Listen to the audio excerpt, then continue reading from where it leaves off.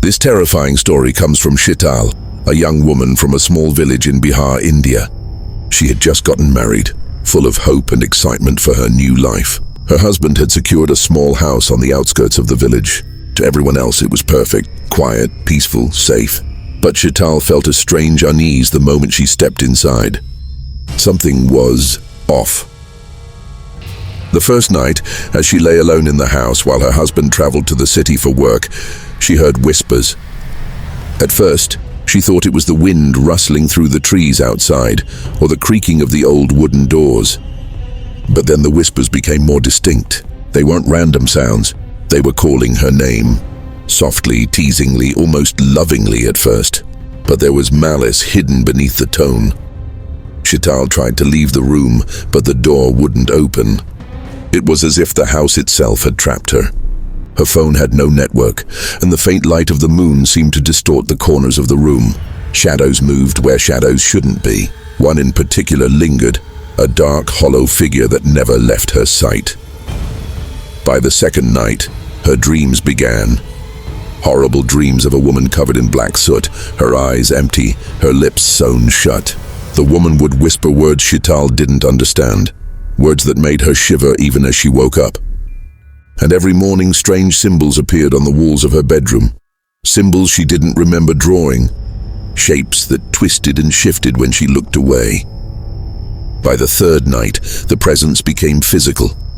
She could feel it pressing on her chest as she slept. Her breath became shallow. She would wake to find herself pinned to the bed, unable to move.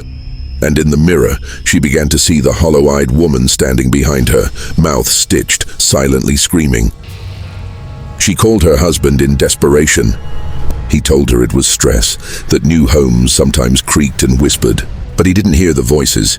He didn't see the shadows curling along the walls. Shital felt herself slipping further into something she could not explain, something older than life itself. The fourth night brought terror that cannot be described.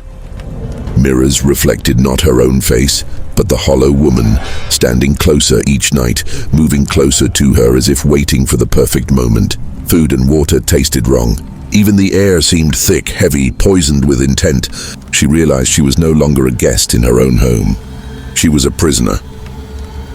By the fifth night, she discovered a small, worn book hidden beneath the floorboards.